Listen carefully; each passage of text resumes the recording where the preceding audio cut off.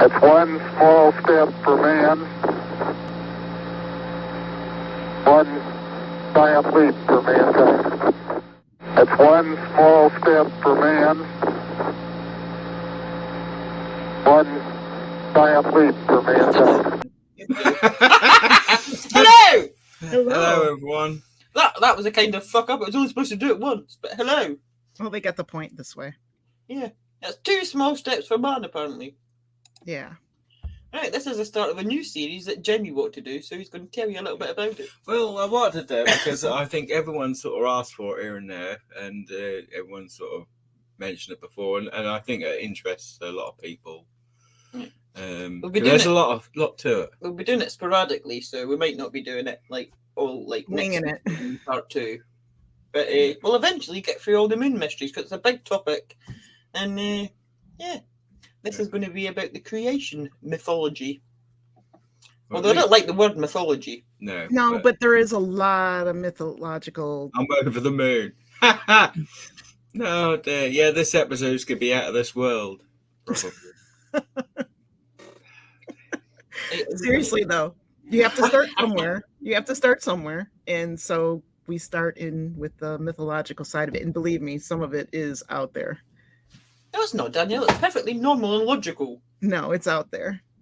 Okay, so I guess it's relevant to who's hearing it and who's reading it. And I'll just warn you now, there is a lot of words in this script. Names of people that nobody can say. So I'm not alone this time. Especially Jamie. Jamie. But before we get started,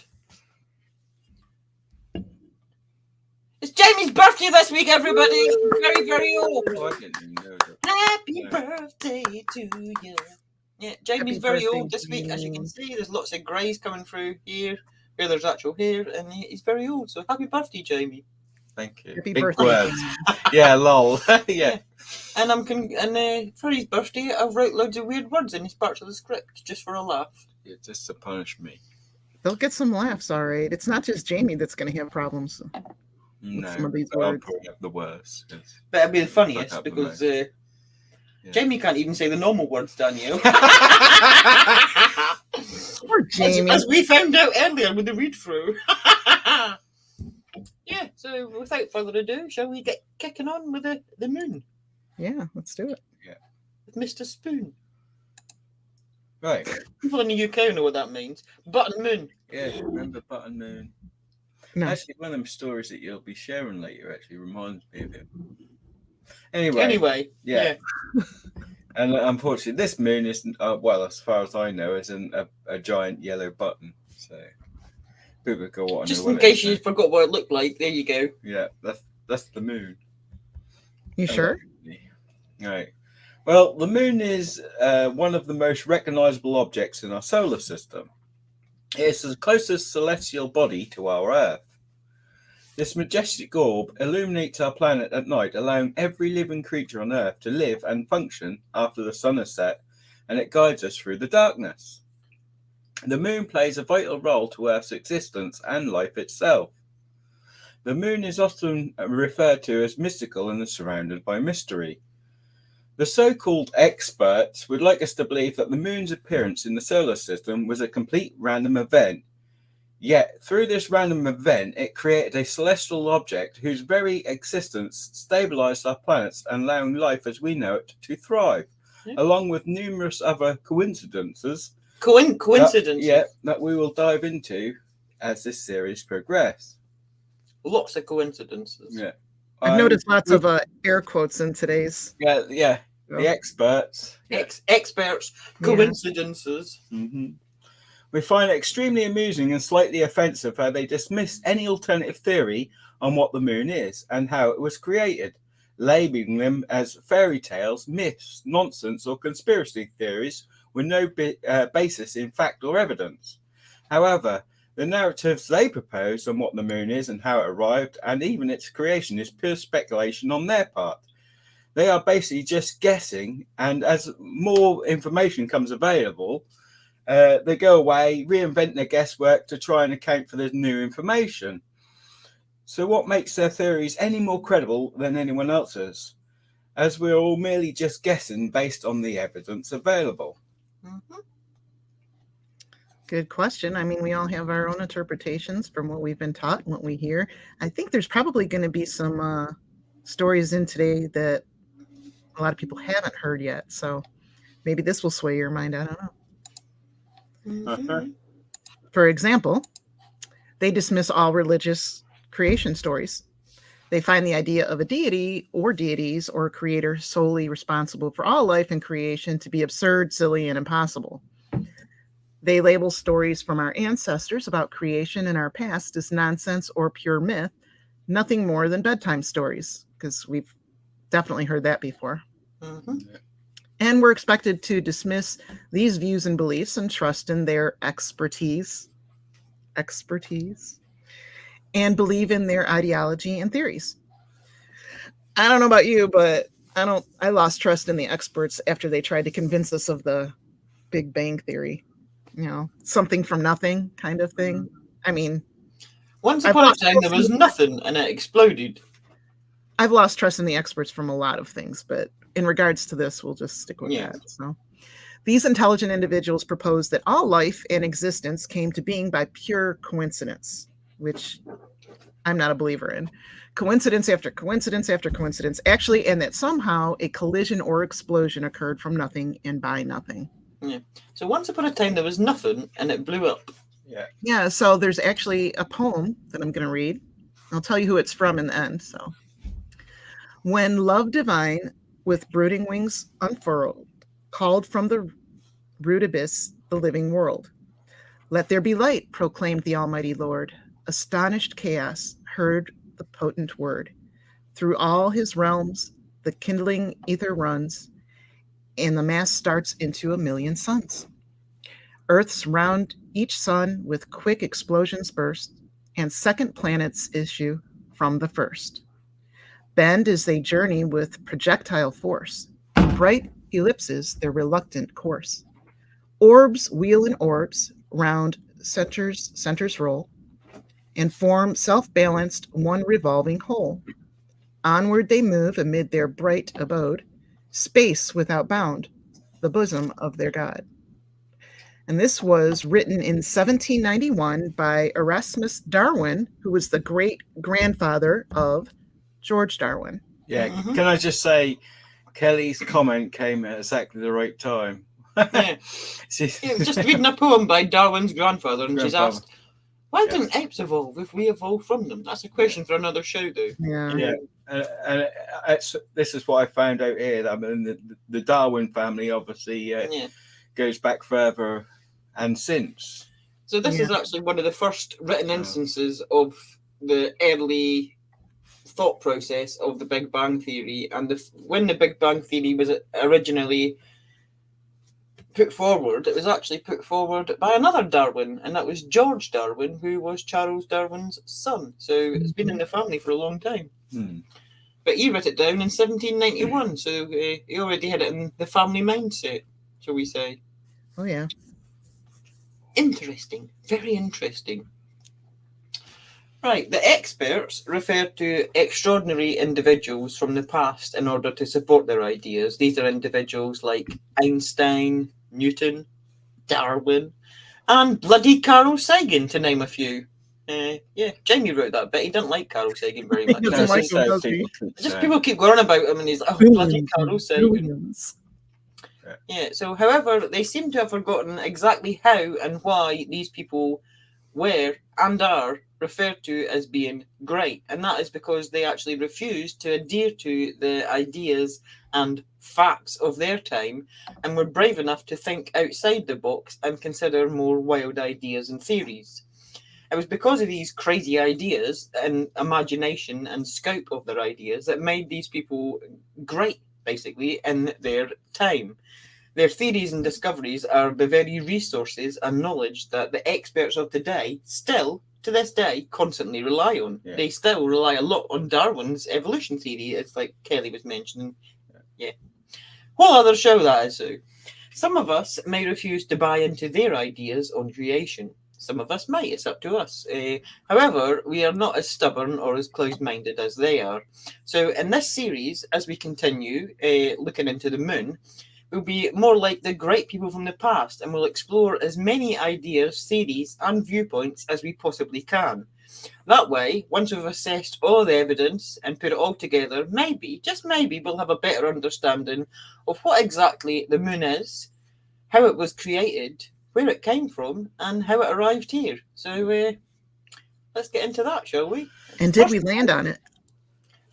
Yeah, did we land on it? That's another part in the series. Was there anything to land on? That's another Yeah. question. So- See, it's so many questions. And, you know, like just saying about the greats there, I mean, again, they get most of their information and their facts from them in the past. Yet they're the ones we call, even from the Greek mythology, yet they call it myth and stories and things like that. So what is going on? Do they believe in it? Is it nonsense or is it not? I don't know. Yeah, so before we look at some of the actual creation stories from different civilizations throughout human history, we're going to just quickly, Jamie's going to just throw you some facts about the moon. Alleged facts about the moon. Yeah. All right. So what do we know about the moon? Well, shall we say the information that is provided to us anyway?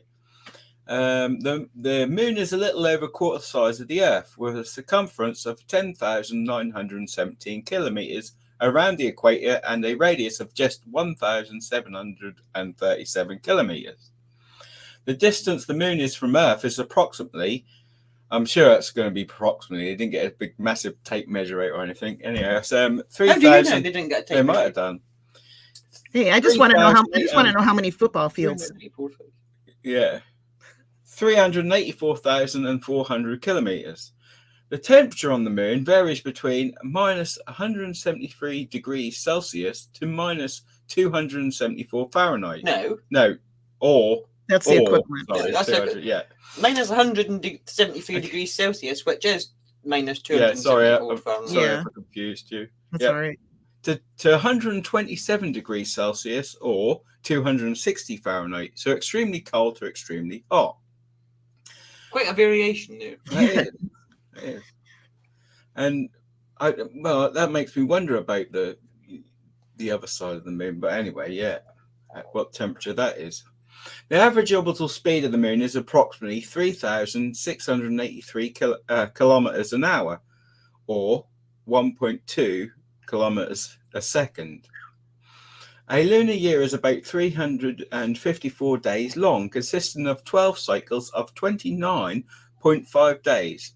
Each cycle is a lunar month, which starts at the invisible new moon and ending at the advent of the next new moon. Days are measured differently, with a day being measured as the time between two sunsets, the completion of one complete day, a stroke night cycle. On Earth, that takes 24 hours. However, on the moon, it takes 708.7 hours, the equivalent of 29.53 Earth days. Yeah, so it's quite a long day. Long day. So if you're waiting for the next day on the moon, you've got to wait 29.53 days. Earth days. Indeed. And what's this you're showing us, Danielle Alvis? This would be like the lunar cycles. The moon phases. Yeah. As he was reading. Yeah, and this actually comes into some of the stories about the moon later. We might show you that because, yeah, I'm not going to spoil it for you, but they try and explain why this happens. They try to explain? It's very interesting. Okay, so what we do know, or is what we're told, is the moon is rocky. And the astronauts, they describe the moon dust as being like ash, but quite sticky and smelling like sulfur and smoke. And apparently it had quite a potent odor. So there is, of course, the dark side of the moon, which, I don't know, Pink Floyd just got stuck in the head every time I read that. There is, of course, the dark side of the moon, or what the experts even refer to as the far side, probably to disassociate themselves with that term that they seem to fear and despise. They like to debunk the dark side of the moon, saying it doesn't exist because all of the moon is dark and the light we see is reflected light from the sun. Yes, science, we are not that dumb. We do realize that it's just a term, and you can call it the far side if you want to. But the fact remains that there is a side of the moon that we never see. We never see the side of the moon because the tidal forces from Earth have slowed the moon's rotation to the point where the same side is always facing Earth. This phenomenon is called tidal locking, and the other face, most of which is never visible from the Earth, is called the far side of the moon or the dark side. Isn't it weird, though, that although Lisa, we landed on Landed on the moon. That's another. Yeah, we'll get to that later. A handful of times that we've never once landed on the dark side or the far side? Exactly. It's always the same sort of spots. I mean, they would have taken flashlights, right? Yeah. I don't know. It's like aliens coming to aliens coming to Earth for the first time and landing in the middle of the desert and being like, "Oh, there's nothing here," and then we'll come back a few times and land in exactly the same spot and just decide there's nothing there. Well, their explanation Go is somewhere else. Their explanation is there's not a dark side. It's all dark when you're there. So therefore, there's not the reason that they can't see why to go there or nothing. Or I mean, obviously they can't see it from here. So wait, they say that the whole thing, all of it's dark. The only light you get is the light for the sun, so you're getting that light on the one side. But if you go around the other side, which is never facing the sun, it is dark. Okay. But it doesn't actually emit light, is what he's saying. Okay, so now we're actually going to get into like the myths. Yeah, now we're going to get into Jamie gets to go first, I think, because good luck with these. Unfortunately, I've got the first one. Do you? Okay. Yeah. It's the Aztecs, and it's got words. It's got words. This one. So mine's equally. I do apologise. I'm not going to say if. I do apologise when I butcher these names. Right. According to the Aztecs, the creation of the sun and the moon are intrinsically linked. In their mythology, they actually claim that there were 4 suns which were created and destroyed before the period of the current sun, which they would refer to as the 5th sun. So there's been 4 previous ones. After the creation of the universe and the world, it was shrouded in darkness, and the light source was therefore required. But in order to light the new world, a huge source of energy would be needed. And that kind of energy couldn't just be created from nothing. It could only come from the sacrifice from one of the gods. The first chosen god was, wait for this. Here we go. Tezcatlipoca. And that's his name from now on, Tezcatlipoca. And from his sacrifice, the first sun was created. That was called the Jaguar sun, or Nahui Ocelotl. And I'm sure that's exactly what that says. Nahui Ocelotl. Yeah, that's and actually ocelot is a cat. A cat as well. Yeah. Okay. Yeah. So something went wrong, however, with the creation of this, and this sun wasn't as radiant or as bright as it had been expected to be. It was, in theory, it was only half a sun. So during this age, the gods created giants to walk. What's my dog doing? I don't know. I made sure. Can you hear him? Yeah. Just wandering around, banging into everything.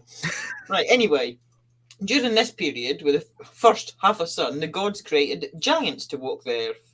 The god Quetzalcoatl, being both jealous that he wasn't chosen to be the sun, and slightly annoyed that his brother Tezcatlipoca, Tezcatlipoca, had failed to make a complete sun, he began fighting with him.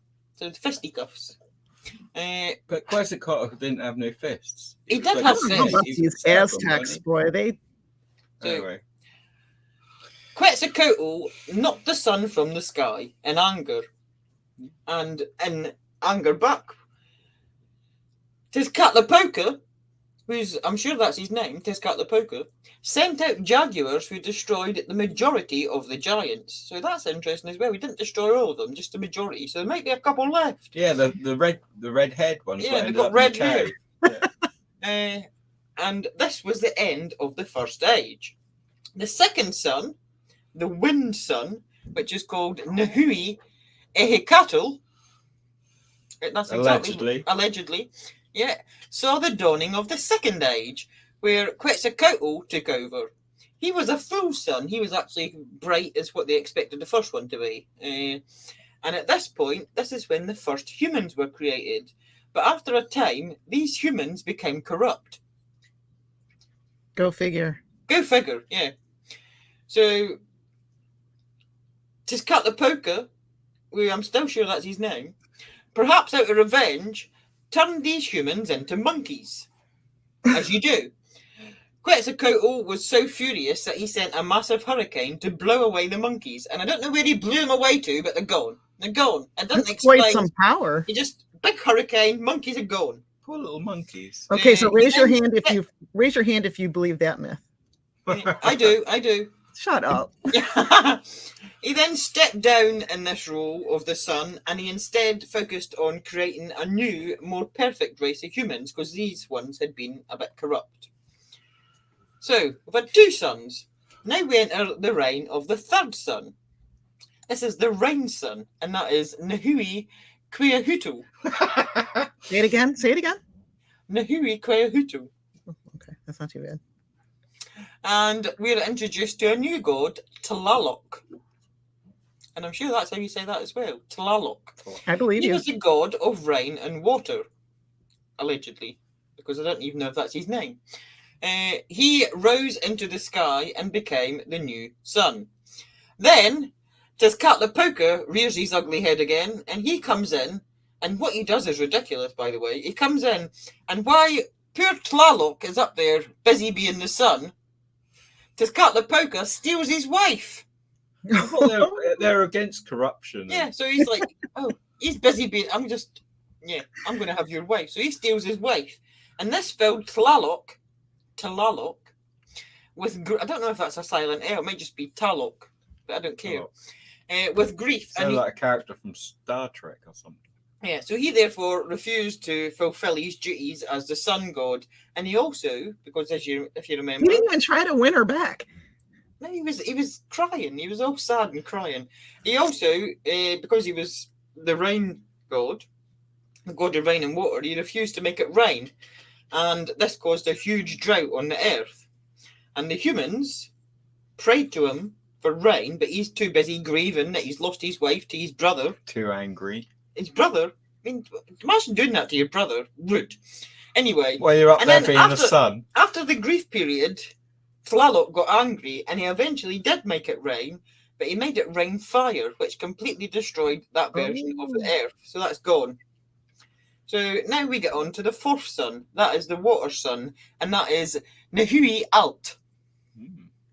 Okay. And that was Tlaloc's sister, and her name is going to be the hardest one so far. Yeah. So Take your time. right. Calchiahu Tikiliku. Calchiahu Tikiliku. Let's just call her. Danielle, what does it say? Let's just call her Kelchi. Calchia Hutlaku. Hutlaku. Calchia Hutlaku. Calci, the you go. water goddess. She was a loving and generous goddess with a fucking stupid name. You can't say that about somebody's deity and God. You just offend her with all these little aspects. So she was a loving and generous goddess, and the newly created humans loved her, and I'm sure they couldn't say her name either. But Tezcatlipoca and Quetzalcoatl were jealous. So they struck her down because they're wankers. And she fell from the sky. The sky opened up, and water flooded the earth, and everything was once again destroyed. Okay, so you got. That's the fourth sun gone. Calcia Lady. Bye-bye. Whatever your name is. These gods have got a problem. haven't I hope there's not a quiz on these names. No, there's not. I can't even remember them already, and I just said it. So after the fourth sun, whose name I'm not going there, was destroyed, a new world was created, but it was shrouded in darkness for 26 years. I don't know why, but that's I how wonder long. why 26. I don't know. That's just what they say. For that entire 26 years, the voices of the gods are all that existed in this uninterrupted darkness. In the 26th year, the gods gathered and decided that this couldn't continue. They're like, this is a bit shit. I can't even see you. We need the sun. We need a new sun. It's been 26 years. It's fucking dark. Let's make a sun. Lisa summarizes. I want to go back to like when Lisa had to like summarize stories. Like, let's make a fifth sun. So, put it in her own words. The plan was basically that one of them would have to sacrifice themselves, as you do, by jumping into a blazing pyre. Because, that sounds like it makes sense. So the first to volunteer was... Don't try it at home, kids. No, don't try that at home. If you jump into a fire, you're not going to turn into the sun. They volunteered. You're really not, so don't do it. Maybe for a split second or a couple of minutes. Jamie, stop encouraging people to do stupid shit. So but if you do it, put a GoPro on when you do it. Danielle, what? Stop it. Right, so the first to volunteer was Nana Huzatin, and that's his name as well. Yeah. Mm-hmm. This was the Aztec god of illness and disease. He was a humble god, but he was horribly disfigured by illness. The other gods mocked him and said, "Oh, you're too weak, and you've not got the courage. You're a fucking wimp. You're not going to do it. Piss off," basically. So another one step forward, and that was Tekuki Gidisiki Kato. Yeah. That's his name. He's like, I'll do it. He was a proud and beautiful god, and he's like, I'll do it. Even though you can't say my name, I'll be your son. So that's what he said. Yeah. But both gods went and prepared themselves for this ceremony / sacrifice. For the jump. So, meanwhile, while these two are preparing themselves, the other gods created a great fire for their sacrifice. Very supportive of their brothers. Like, yeah, we got the fire burning. Yeah. He's jumping in. They're going to burn themselves. Get him out of there. They fell for it. Let's make a fire. So they make a big fire, and Tekutsikoto arrived first. And he strode confidently up to this massive fire, all ready to jump in, and then he shot himself, lost his nerve, backed away, couldn't do it. It's like really hot. The flames are all in his face, and he's like, fuck that. So he doesn't do it. It was probably a pretty high climb, too. So he comes back a second time, and he gets close, but no, he chickens out again. Does this another twice, 4 attempts, he can't do it, and then he's like, oh my god, I can't do this. And then he's like, really he didn't say, oh my god, because he is a god. oh myself. Like, oh myself. I can't do it. Oh myself. Are you sure these are not gods and not hooligan? I can't do this. And he's ashamed, so he fucks off into the background somewhere. He's away for a minute. He's got to go to the toilet because he needs to change his he needs to go and change his pants because he shot himself. Yeah. Anyway, next to arrive is Nana Huzatin. And that's his name, I promise. He also walked confidently towards the fire. This is the one that's all diseased and looks like shit. But he jumped in straight away. He's like, woo! Right in there. So he's in the fire. And then this other bloke that's just changed his trousers, he's like, oh my god, he's done it. Now I'm really ashamed. So he's like, I'm going to make a 5th attempt at this. He goes forward as well. He's just still setting themselves alight at this point. Right. He doesn't need to do it anymore. I mean, his brothers, he doesn't need to do it, but he's like, oh, he's just embarrassed me. I'm going to have to do this. He's got to do it now, too. And then all of a sudden, we've got 2 suns. There's 2 suns up in the sky. It's like kids playing with fireworks, isn't it, all over again? It's far too bright. It's roasting. There's 2 suns, and other gods are not happy with this. So this is where it gets weird. That does get weird. This is where it gets weird. Not that it's not been weird up until this point, but this is where it gets weird. The other gods are like, well, we can't have this shit. We can't have 2 suns up in the sky. So one of them grabs a rabbit. No. And they take this rabbit and they throw it at the second sun, the one that failed 4 times. In hopes of what? Just because, so, his cuticle son, they flung a rabbit at him. And when the rabbit hit him, right in the face, it made his brightness dim. Oh. And he, from henceforth, became the moon, destined to forever chase the sun for all eternity. I did not see that coming. I didn't see it No. coming either. No. I So didn't they've got a rabbit, they've huddled it up, that's Dimdim. Yeah. And they've changed the name of the sun god. The disease god is from henceforth called Tonathui. Now, the Aztecs actually believe, to this very day, everybody, that you can still see, if I can find the bloody picture. No. Shush! While Lisa's finding No, the picture. you're going to ruin my flow. Right, okay. And it's not, is somebody moving my slide? No, here we go. Oh my God! It's not me. It's right there. It's right there. I see it. I can't see it. Do you want me to put it on the screen? Yes. Yes. The Aztecs believe to this day that you can still see the imprint of the rabbit on the moon. Oh, it won't let me. Oh no. See? Told you it wasn't one. That's not it.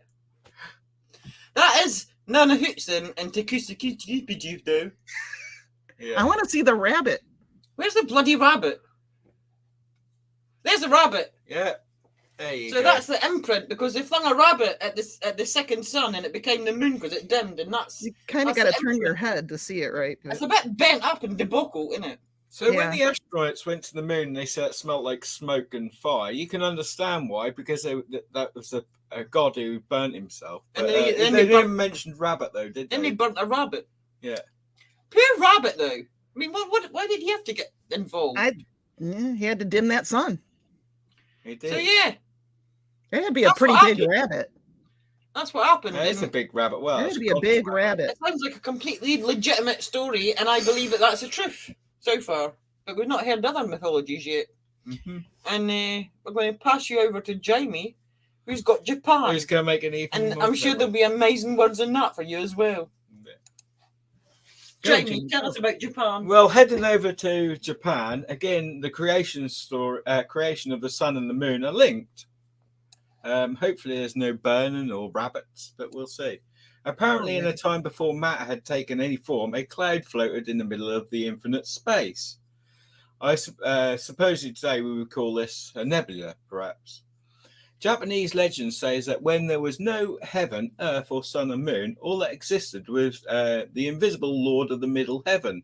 How did they know who's there who's invisible? Caught you out already. Explain that one then. Who existed in infinite space alongside two other gods. Were they invisible? Were they And visible? it didn't give their names. I So don't I think it don't know. says. No. It didn't say if they were invisible or not. This story's made up. They're It's not made up. They're not naming Don't people. give They're it away. naming invisible gods.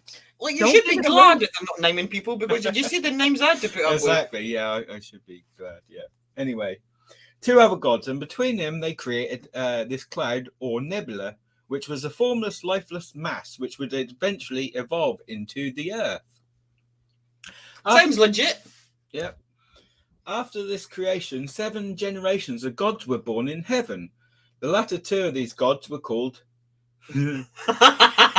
What were they Called, called? What were apparently- they called, Jamie? Tell me. Izanagi and Izanami. Oh, good Not job. joke. That wasn't actually too bad, was it? That wasn't bad. Well, I because didn't they actually even had vowels have in there.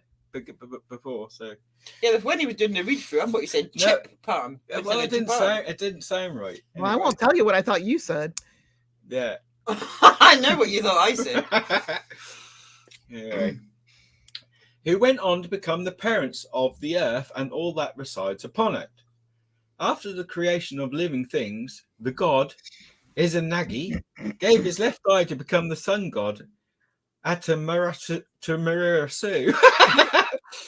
Amaterasu. Amaterasu. Amaterasu. Amaterasu. Amaterasu. Yeah.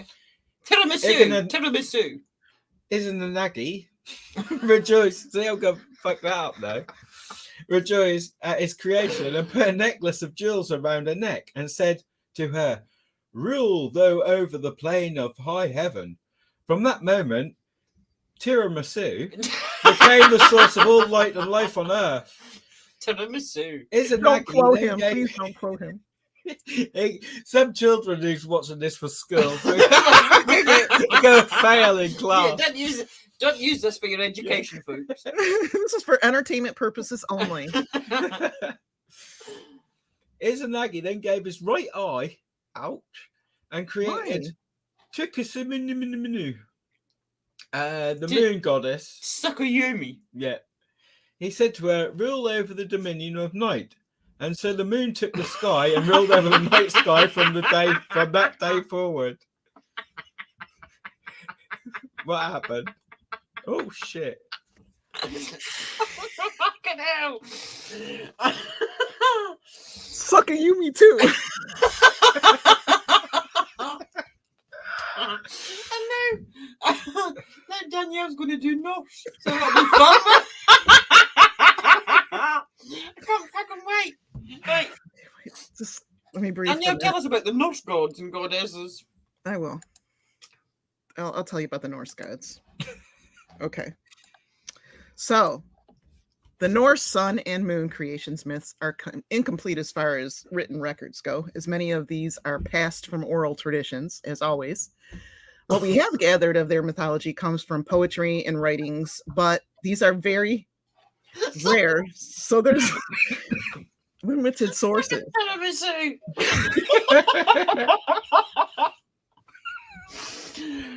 And I had to go at you for insulting other people's I myths. know. Sorry, Danielle. I'm Hey, sorry. it's fine. Hey, we got time, right? All right. So, an 18th century manuscript called the Prose Edda gives us some information, and the first part of the manuscript is called the Gylfaginning, and it contains a story of the legendary Swedish king Gylfe. And in this story, Gylfe embarks on a quest to basically uncover knowledge about the world, and among other things, during this quest, he learns the story of the sun and the moon from the Norse gods. It reminds me, it sounds like I imagine a little hobbit now. I know, Little Gylfe. the little Yeah. hobbit of the wolf. Yeah. So Gylfe was told that a man called Mundafari from Midgard, Middle Earth, Middle Look, I'm Earth, pretending that she just knows exactly what that says. Mundafari from Midgard, once had 2 children whom he perceived to be breathtakingly beautiful. I bet they weren't. Something only a parent could love, I guess. I don't know. And in order to reflect their beauty, he named them after the sun and the moon, Sol and Mani.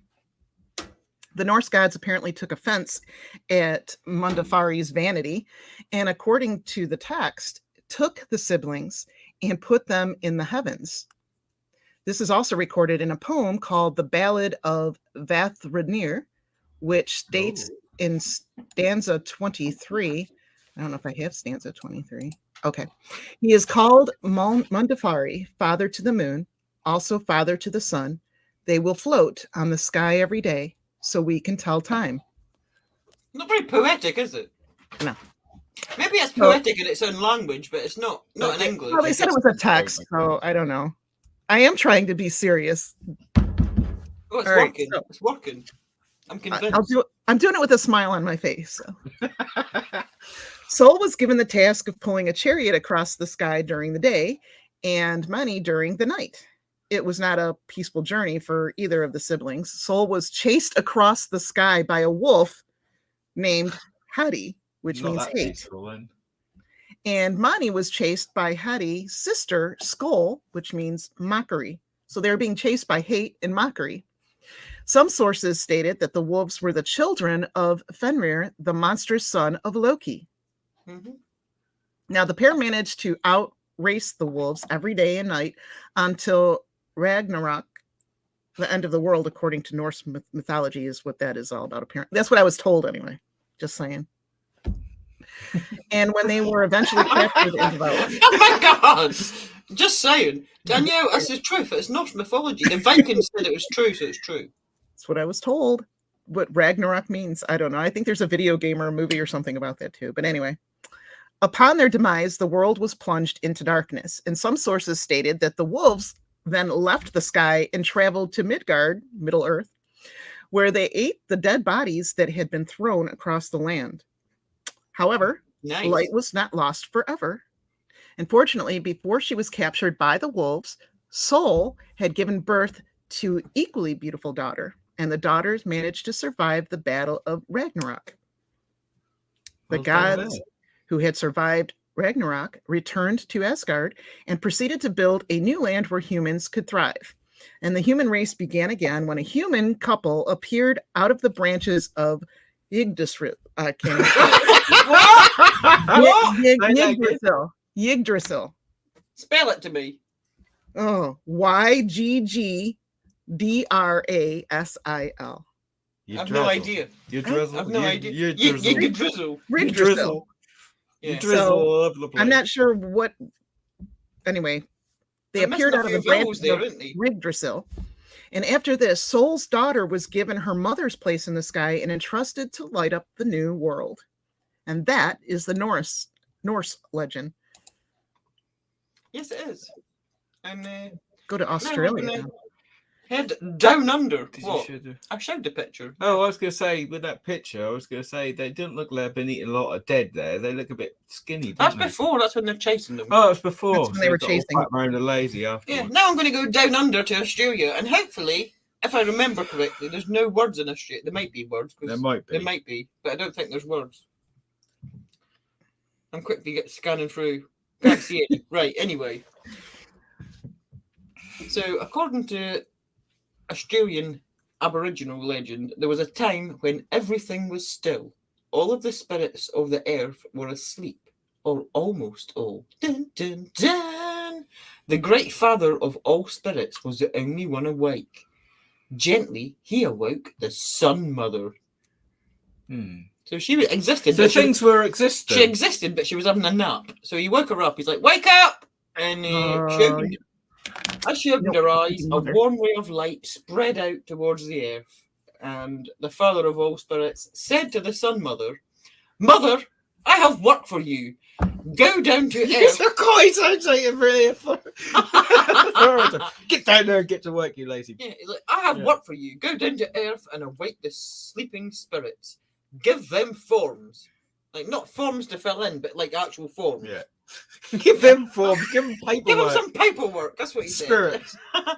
So the Sun Mother glided down to earth, which was bare at the time, and she began to walk in all directions, and everywhere she walked, plants grew. After returning to the field where she had begun her work, the mother rested, well pleased with herself. She's like, "I'm well pleased. Look at all that. Look at all these plants I've made. I'm well pleased." So the father of all spirits. She didn't come from London though. You made it sound. How do you know? How do you know Pairs. that she wasn't? I want to hear it in your Australian accent. I've not got one. I've got one. So London's closest. You flaming galah. That's it. So the father of all spirits came and saw her work, but he instructed her to go into the caves and wake up the spirits that were in the He caves. don't like nobody sleeping. And does she's he? like, "Oh my god, really?" So whatever. No, yeah. Oh, yeah. She did say, "Oh my god," that time. That was this. Yeah, because he's a god and she's just a Sun Mother. Yeah.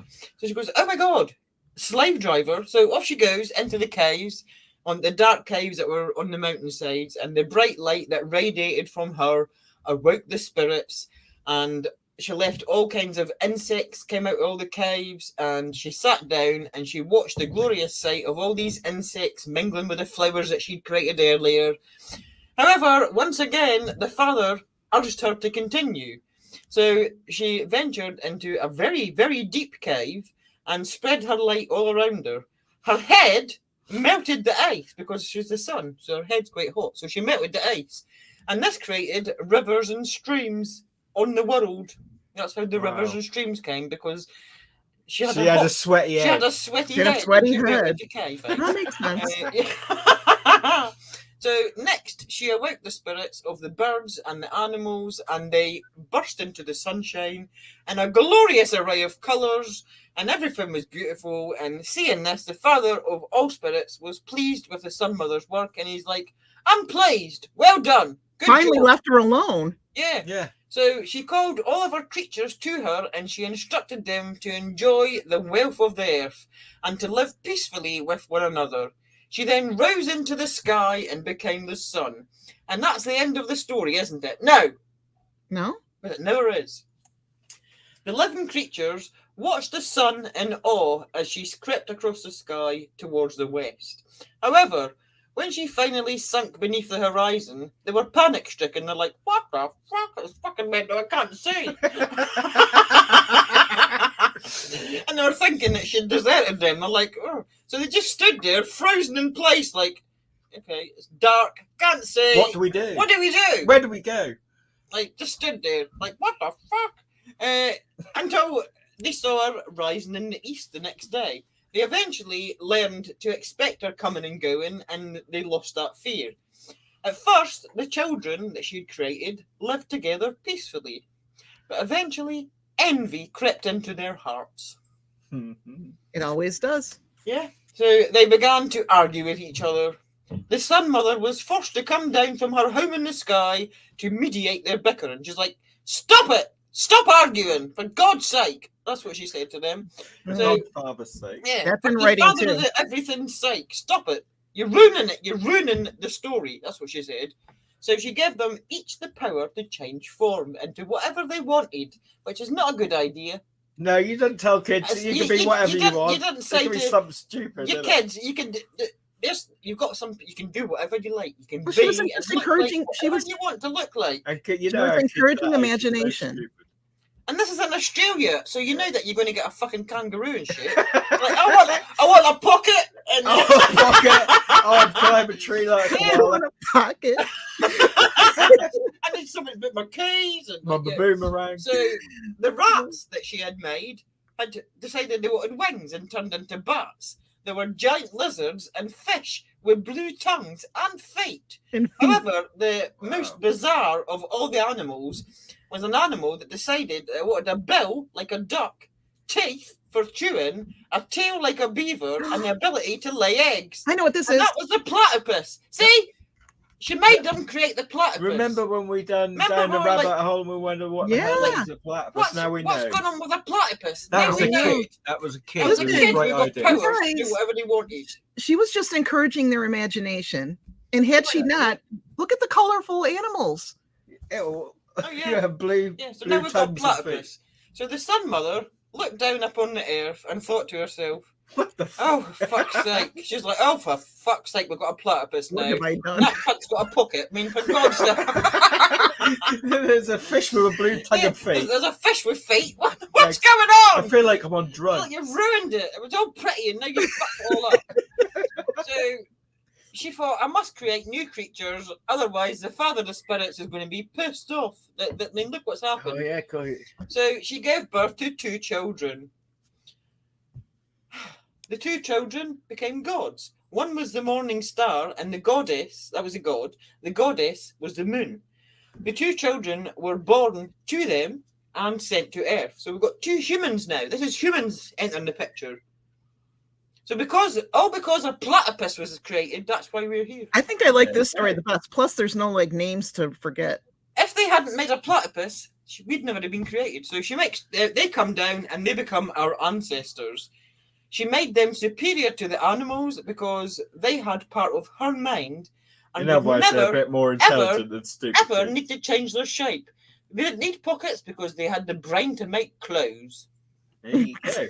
The end. And yeah, so that is that.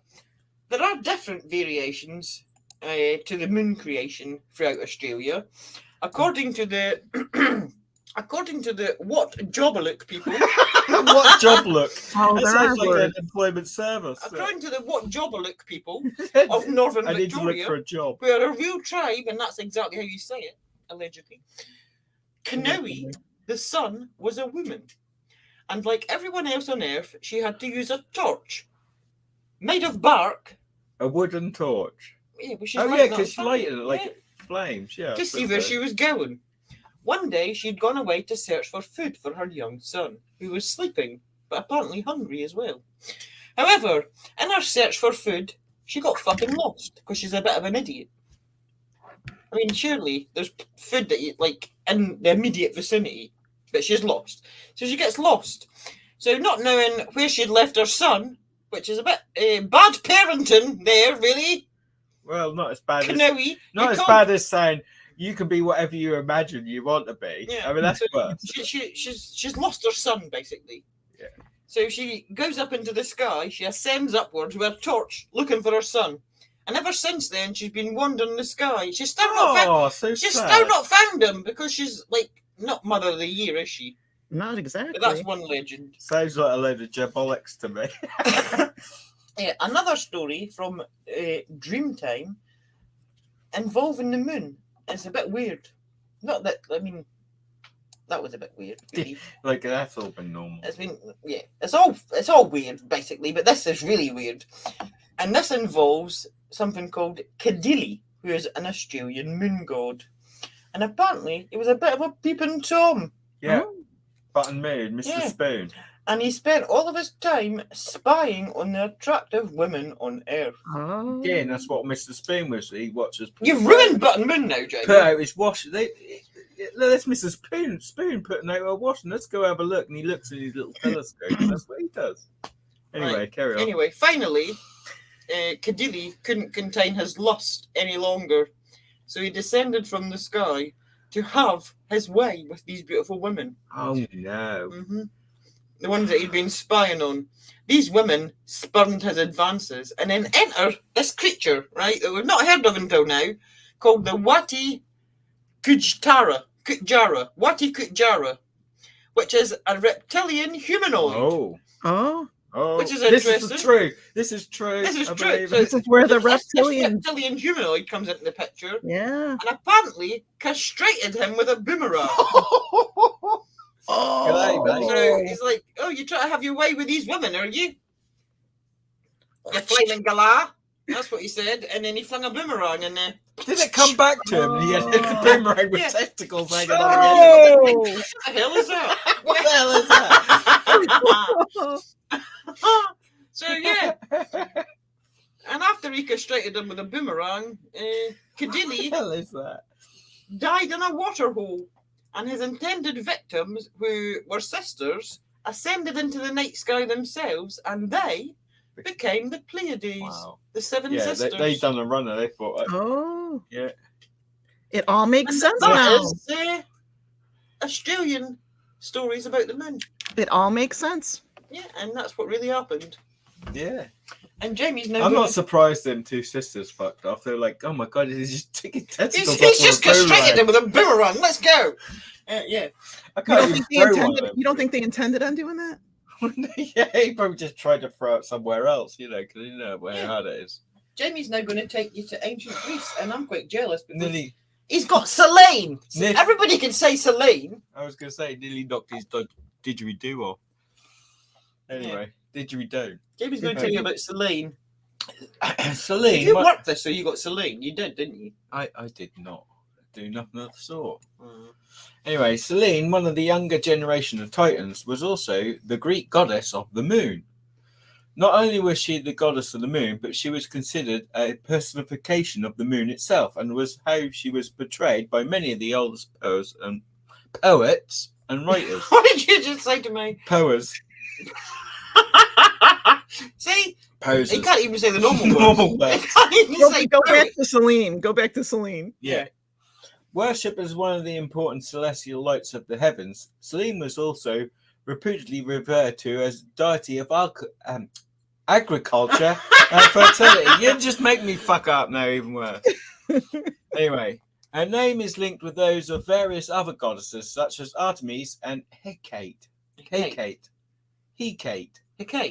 Yeah.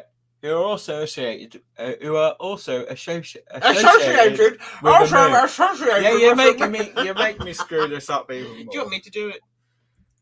Yeah, go on then. Fuck Yeah, it. they're also I give up. associated with the moon. Selene was one of the daughters of the Titan gods Hyperion and Thea, and the sister of I the could sun say god that. Helios and goddess of the dawn Eos. Even though she, along with her siblings, was a Titan goddess because You're just of her showing off, parentage. Amy. Yeah. She's just showing off in front of her friends now. Because of her parentage, the three of them became quite central to the Greek pantheon and were accepted as Greek gods themselves after the fall of the great Titans. This was common for many younger generation Titans who did not fight alongside their fathers and aunts and uncles against Zeus.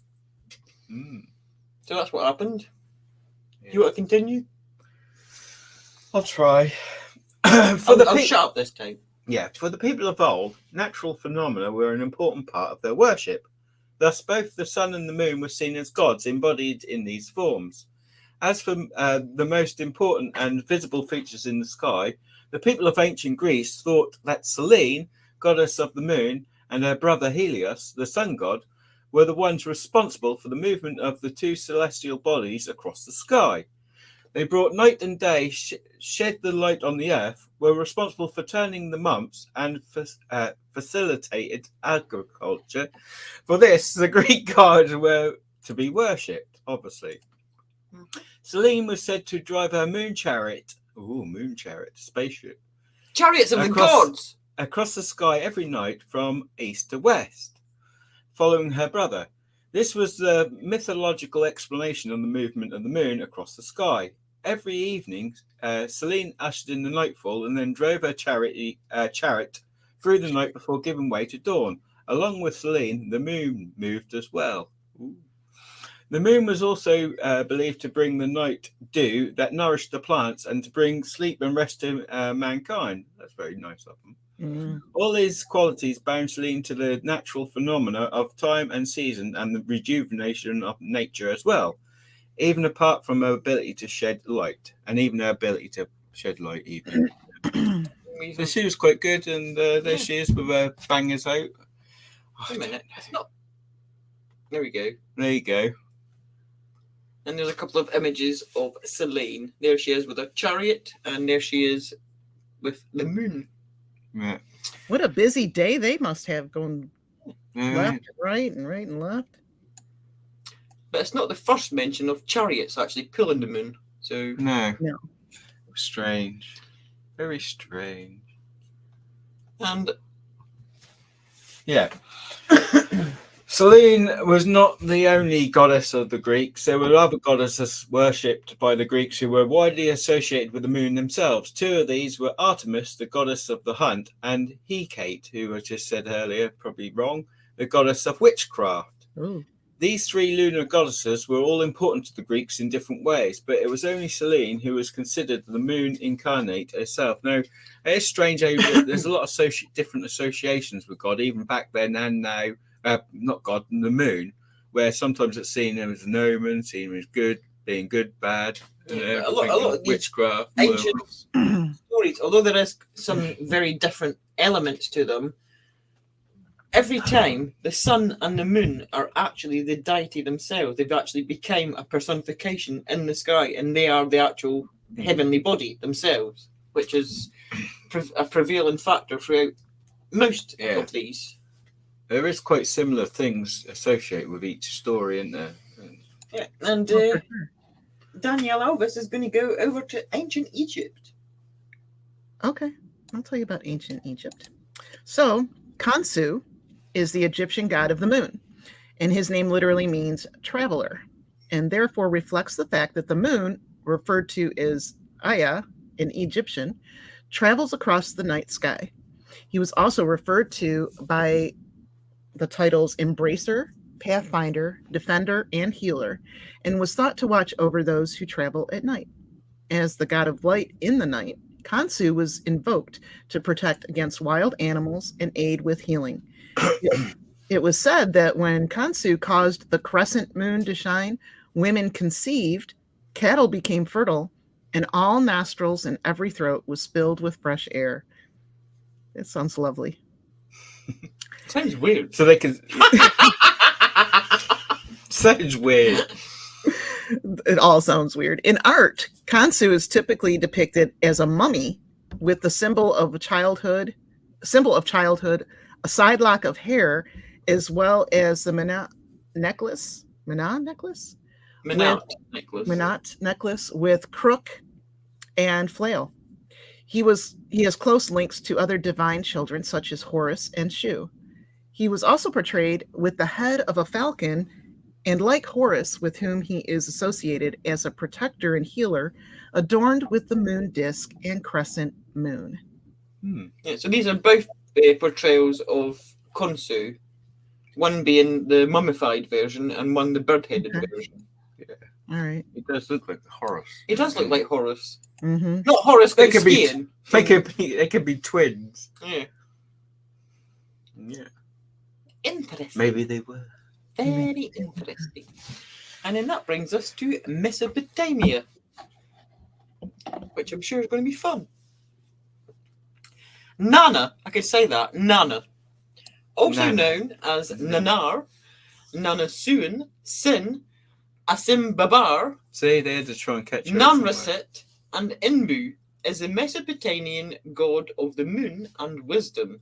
He is one of the oldest gods in the Mesopotamian pantheon and is first mentioned at the very dawn of writing in Sumer, circa 3500 BCE.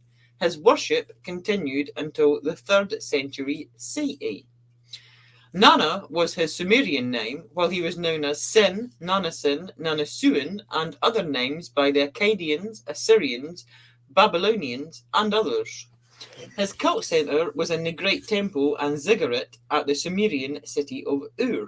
He is frequently mentioned in hymns and inscriptions from the Ur III period, which was 2047 to 1750 BCE, as the chief god of the pantheon, with the epithet Enzu, Lord of Wisdom.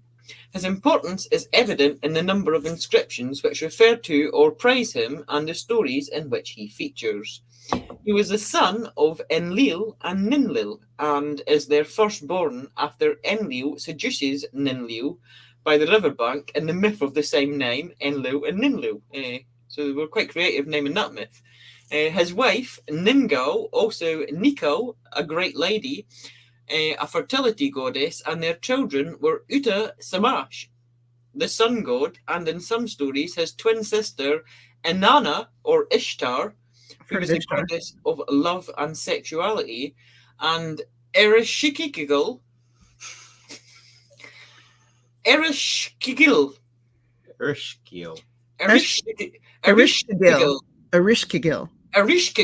the queen of the dead, basically, and Ishkar, also known as Adad, the god of storms. An interesting aspect of this family tree is that the moon, Nana, is the father of the sun. It is thought that this belief originated in the early days of a hunter-gatherer social structure, when the moon was more important to a community who travelled by night, and they were constantly nomads, basically. They were on the move all the time. And so the moon was important for telling the time of month, and the sun only became more important than the moon when people actually settled down and began to practice agriculture, so they weren't constantly moving.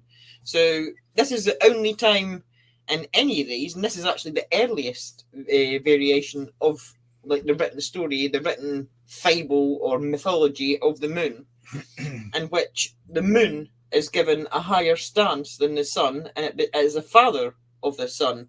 And all the other mythologies, they're equals, they're brothers, or they're partners. I'm so confused. In this certain myth, it's the daddy. The moon's the daddy, and the sun is its child. Okay. And I do believe I've got a little image to go with that. But this has just been weird today. Yeah, there it is. So as you can see, this is one of the cuneiforms from Sumeria, and on the right-hand side, we've got the father, the moon god, and the children. So you can see that he is elevated there because he's sitting on the throne. He is above them, and that is his children. And Nana, why are we over on this side? I've not pressed the button. There we go. There we go. Nana is represented as a recumbent moon and associated with the bull and lion dragon, which I assume is some sort of hybrid creature. He is further depicted as a seated man, as I just showed you, with a long beard of lapis lazuli, a crescent moon above him, which you've seen in that picture there. Got the crescent moon. Yep. Or riding on the back of a winged bull, which I've not got that image. But in many inscriptions, he is represented simply by the number 30, referring to the number of days in a lunar month, or at least according to the Sumerians. It's actually 29.5, but they had it at 30. They were bloody close, considering they didn't have the technology. Right. And the crescent moon was regarded as his barge in which he sailed through the night sky. So again, it's some sort of vehicle.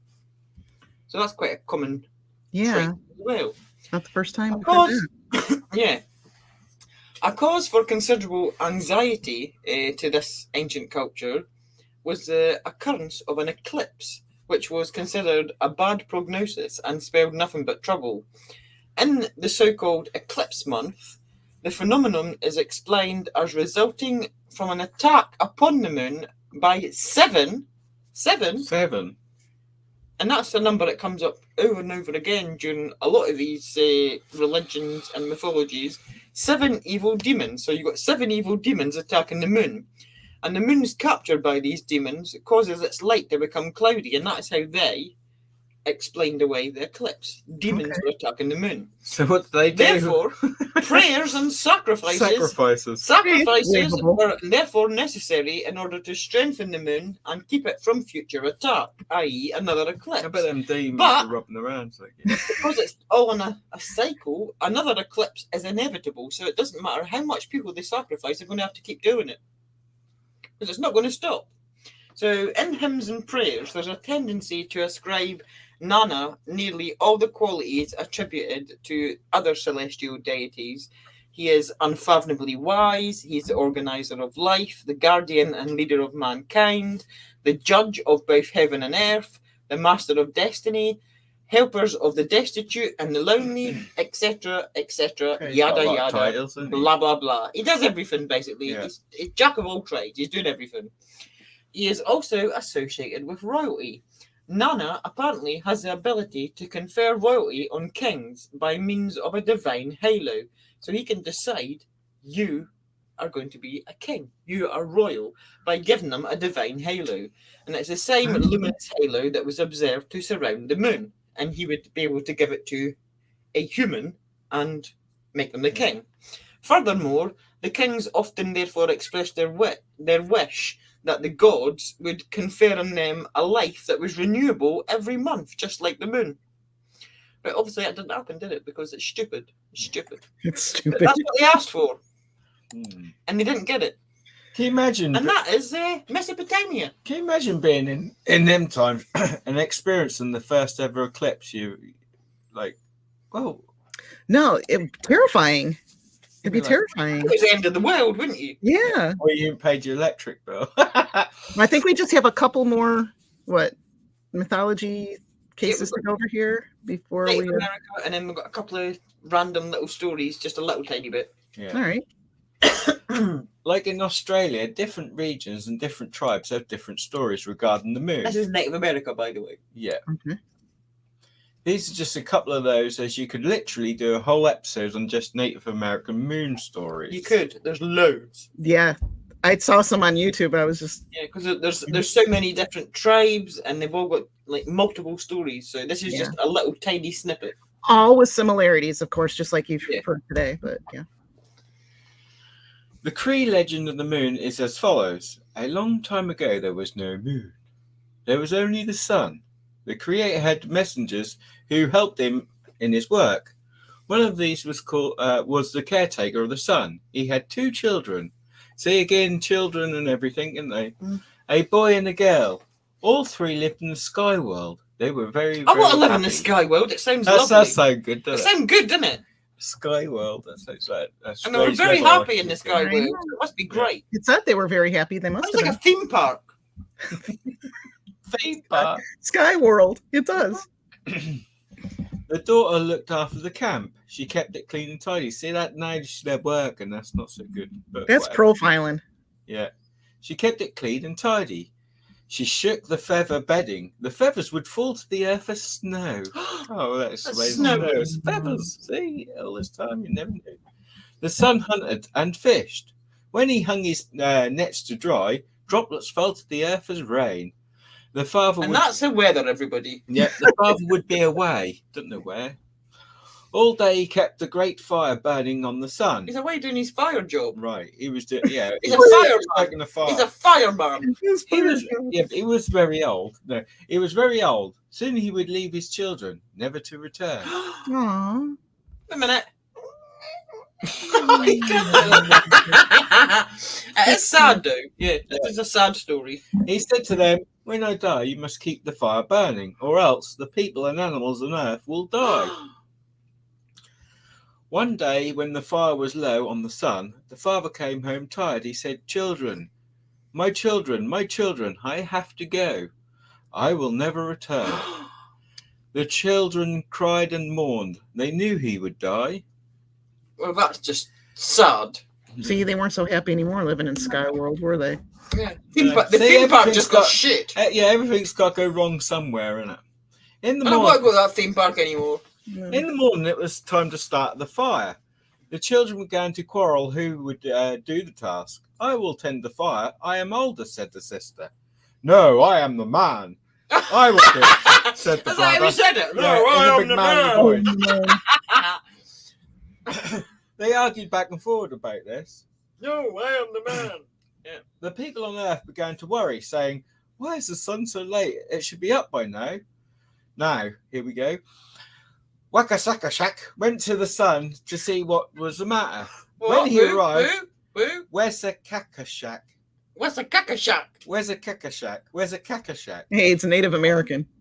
Went to the sun to see what was the matter.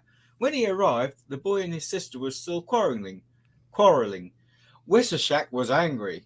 The people and animals will perish, he said to them. It's up to you. You keep the fire burning, he told the boy. Your name from now on will be Pism. Pism. To the sister, he said, you too will work as hard as your brother. You will keep the fire in another place. You will work at night. You will be Tipsy Wakapipism. The moon. What? The moon. What will he be? The moon. No, what's his name?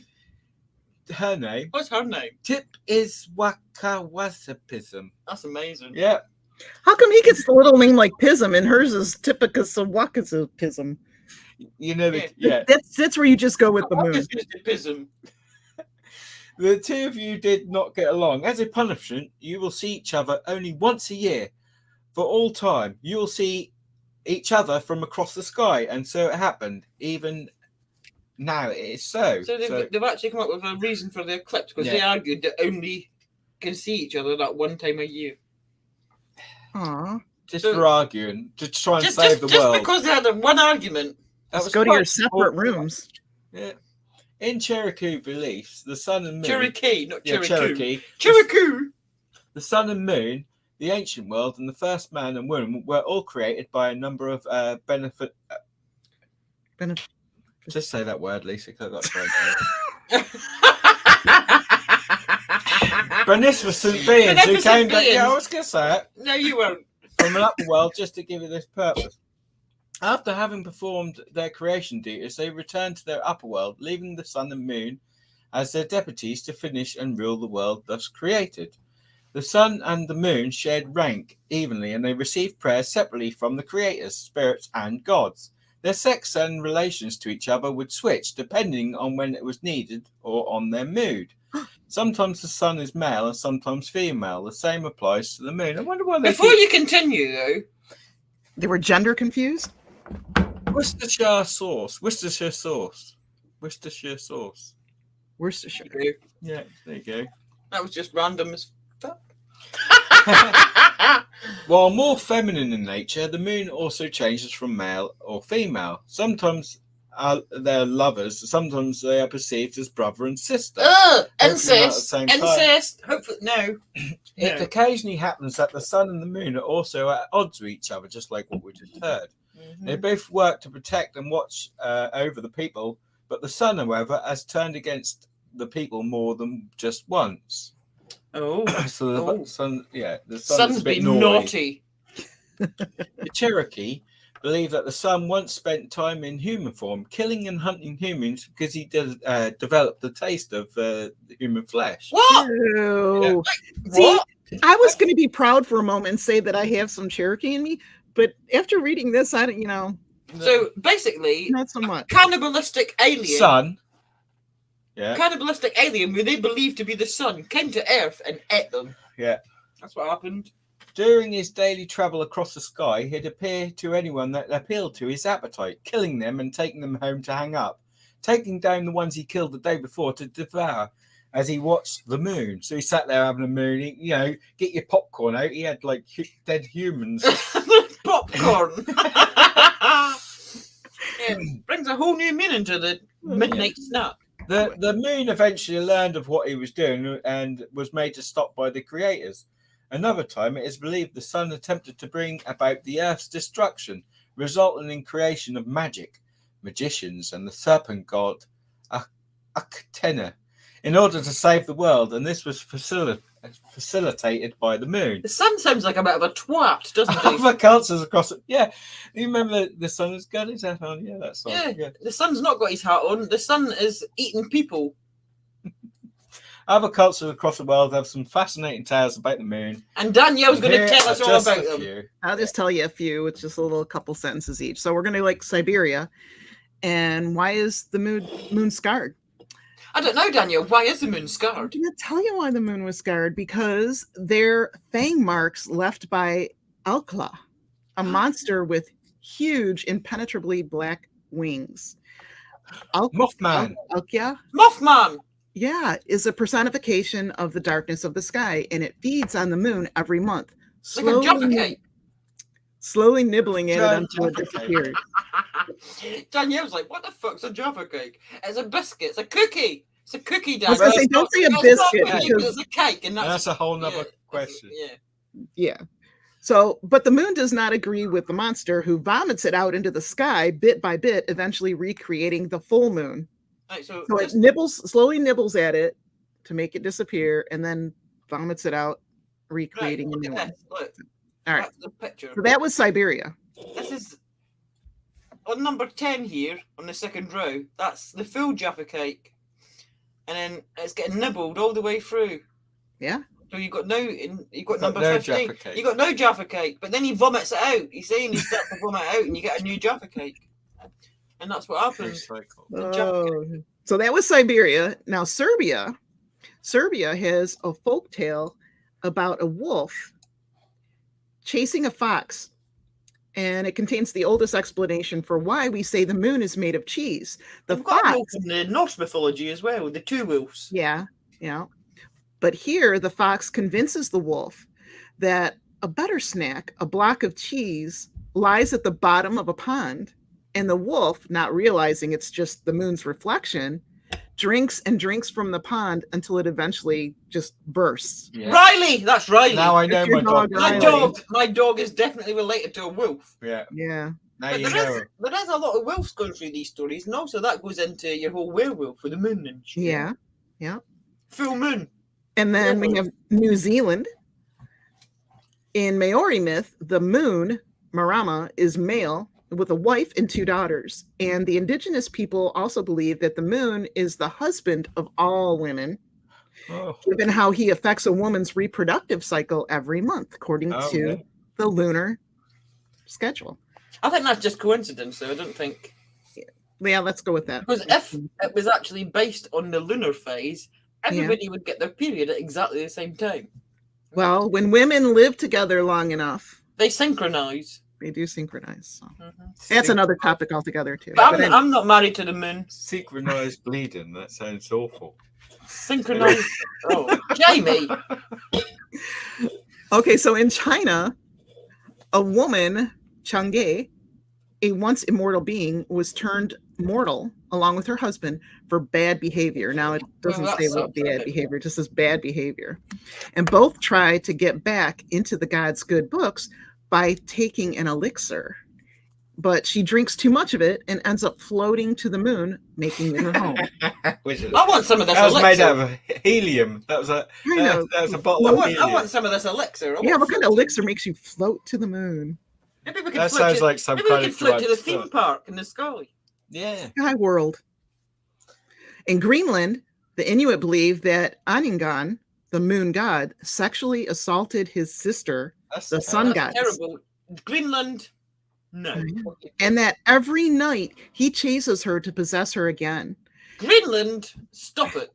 Aningan starves as he runs, because he's always running, getting smaller every night, and then disappears to hunt before slowly coming back to his full self. Why did they have to So, say this? in order to explain why the moon is getting smaller, Yeah, turned it into an R word and made it chase a woman. yeah. Greenland Starved really- himself. And then finally in Africa, Several indigenous peoples on the continent call their moon god Mawu, a companion of the sun goddess Liza.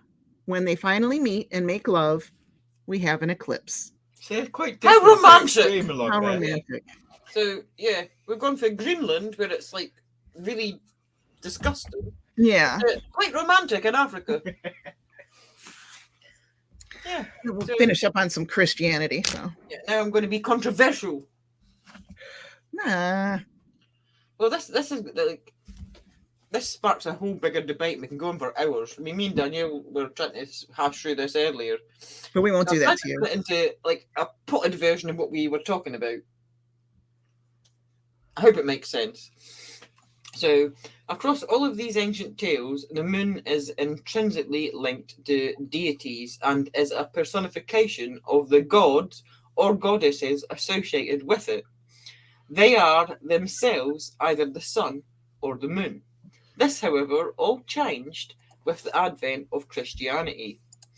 As we know from Genesis, God created the sun and the moon and the stars on the fourth day. But God, in Christianity at least, is a singular entity. Neither heavenly body, the sun or the moon, was therefore created from a god, as there is only one God. And they are objects that were created solely to light the sky by day and by night. They were never created to be revered in their own right or worshipped as deities themselves. In Christianity, the moon marks the passage of time, the seasons, and it's basically just a light in the sky that was created by God to aid humanity, as is the sun. See, all of a sudden, I see the god as being somebody who just works in the hardware store. What do you need? You need light. Yeah, I have this little bulb. There you go. Call it the moon. Yeah, have some sun. There you go. Yeah, how much do you want? No, you can have that. Yeah. Anyway, continue. Oh, Jamie. Yeah, random. This is the fundamental difference in Christianity. Neither the sun or the moon has a personality, neither has a gender, or neither has any association with any being. They just are. Because God created them for a specific purpose, and that's all they are. Right. This shows a marked difference in man's relations with the heavens, his sort of relationship with the heavens. No longer were the objects in the sky items to be revered as gods in their own right. They were simply creations of a singular God. The book of Genesis, authorship, however, has been subject to quite heavy debate over the years. And if you Google this, you're going to get loads of different answers. It's like a minefield. So, in general, however, it's widely believed that it was written by Moses. In these texts, Moses supposedly writes about events that happened thousands of years before his own birth, even though he lived to like 500, didn't he? So he had quite a long... Can you imagine being 500? Not even relevant, but can you imagine? That'd be shit, wouldn't it? Anyway, it is believed that this was divine knowledge that was given to him directly from God. However, some texts that were written in Genesis and the first 5 books of the Bible, which were all apparently written by Moses, and they're called the Penta something. I forgot the word. Danielle, can you remember it? It's a long word, but it probably something. yeah, I was gonna say it, Books. yeah. These detail events that happened after Moses' death. So, if someone added to what Moses had written, how do we know which parts were actually written by Moses himself, and indeed which parts were later added by others or the church? And then you've also got the fact that the initial 5 scrolls or whatever that Moses wrote were lost, weren't they? They're in the Ark of the Covenant. They're in the Ark of the Covenant, yeah. He was, and we don't know where they are. So we've only ever seen, as far as we're aware, from these being lost, copies that were made. And were these copied exactly? Were they reworded? And the translations that we've been given of Genesis and the creation story were translated by King James. And well, do we trust the royal family? No, they burnt people and got them to rewrite stuff for a start. If they well, didn't- yeah, I mean, There was a long time where they wouldn't even let you read the Bible because you weren't worthy. You were if you weren't one of the elites, you weren't even allowed to have anything to do with reading it. And then all of a sudden, it was translated. even if you look at like different translations of the Bible today, you can buy one version. You can buy like the King James version of the Bible or the New International Version, and it's very different. Even like one passage, it's worded very differently. So how do you know exactly what was originally written unless somebody finds the Ark of the Covenant and finds the original scrolls that Moses wrote himself? That's what I was going to say. Will they actually reveal that? If they did find, they'll tell you if they found the Ark of the Covenant, maybe. But they did find other scrolls. You know, it's would they explain what they said in them, or would they spirit them away? That's what I want to know. Yeah, they found other scrolls, but then we're looking at a copy of a copy of a copy of a copy of a copy of those scrolls. It's been reworded and retranslated multiple times. Well, even if they didn't intentionally change the stories, which we know they did, then they're bound to have changed along the way anyway, aren't they? I think the point I was making, if you take like two modern day versions, we're in like 2023 now. If I get two Bibles that was produced in the year 2023, and one is a King James version and one is a New International Version, and just pick any random chapter of the Bible, it's going to be worded very differently, and it will be worded differently for sure, but it's the omission of worded differently is one thing, but it's the omission of things or adding that's the whole.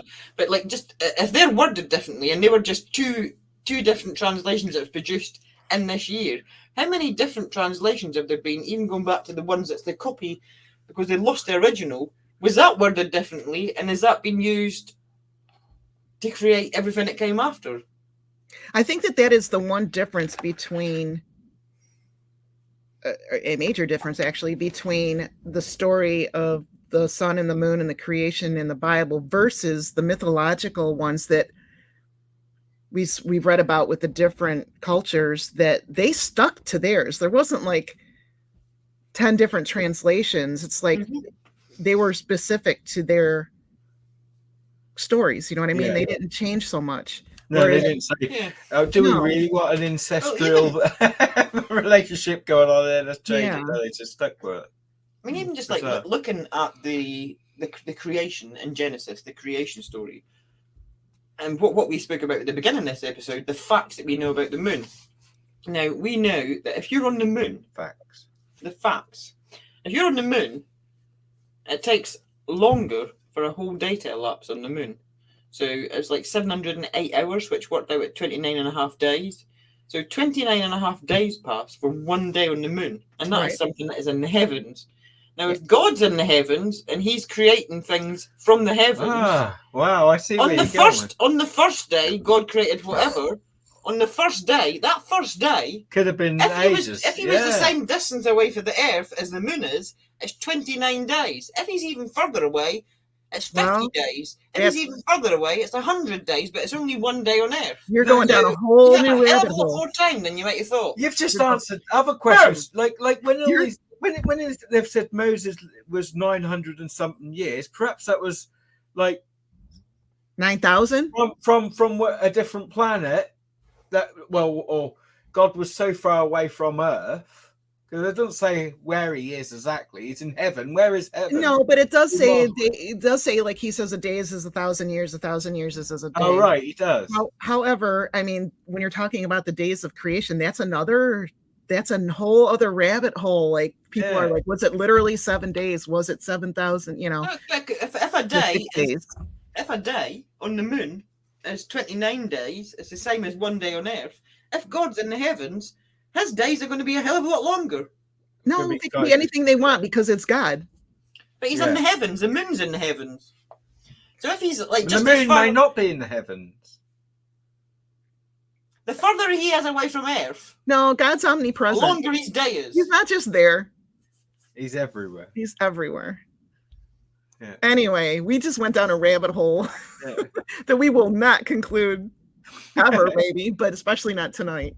We just wanted to open up this series because this is something we're going to delve into different aspects of the moon. Well, you need to understand the mythology.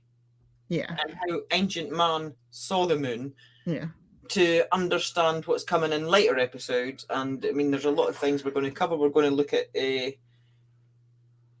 apparently a time before the moon, which comes up in different ancient histories, the time before the moon, and there's kind of hinted at that in some of these, but you've also got like more recent things to do with the moon. You've got things that have been discovered on the moon. You've got the moon landing. You've also got the hollow moon theory. Lots of things to do with the moon that we're going to look into them all, and with an open mind, look at all the evidence for and against, and see what and find out actually what the moon is as well, not just the creation and that. Well, as you can see, like some of them do sound a bit like they do. I would kind of agree that some of them sound like fairy tales and simple explanations of the time to explain. Well, I don't know about you, but I was convinced with the whole throwing a rabbit at the extra sun, because I saw the shape of the rabbit on the moon. So yes, that's that. It had to. That is evident. I was told, I'll tell you what. I was lied to as a child and told it was a man in the moon, but it's a fucking rabbit. Well, stay tuned, because Lisa and Jamie are both like epic storytellers, so there's going to be lots of fun things to uncover as we go further into this. We'll be doing it periodically. We're like next week we'll be going back and doing a true crime, and then we've got Halloween coming, so we're going to have a spooky episode for you for Halloween. But we will eventually get through the entire Moon Mystery series. We're also got another series on the go. We've got to continue the Bad Medicine series, which we've not forgot about. That is still in the works, but getting it into an order, because I went down a massive rabbit hole, and getting it into an order that's going to make sense, that's coming too. But next week we'll have another crime story for you, and also keep your eye out, because we're going to be doing 3 different spooky stories on Halloween, and I believe Halloween actually falls on a Tuesday, so it'll be Halloween night that we're telling you scary stories. And will there be a full moon? I don't know what these two are doing, and they don't know what I'm doing, because we're just going to tell everybody live on Halloween and see who scares the shit out of you the most. Oh God. Thank you for joining us, everybody. As usual, we thank you. Please like and share, and join us each week for another epic storytelling by Lisa, in my opinion. And just before you go to bed, have a little look out the window, and if there's not too much light pollution, look at the moon and just think to yourself, where did that come from? And is that a fucking rabbit shape on there? Or does it look like a Jaffa cake? Yeah. Or does it? You might not see the whole moon, because maybe somebody's ate some of it because they were hungry. Yes. Press the button that says booze, hold the glitter, please. Amen. All right. So thank you so much. We will see you all next Tuesday. Yeah, thank you for your continued support. We love you all, and we'll see you later. See you later. Good night. Bye-bye, everybody.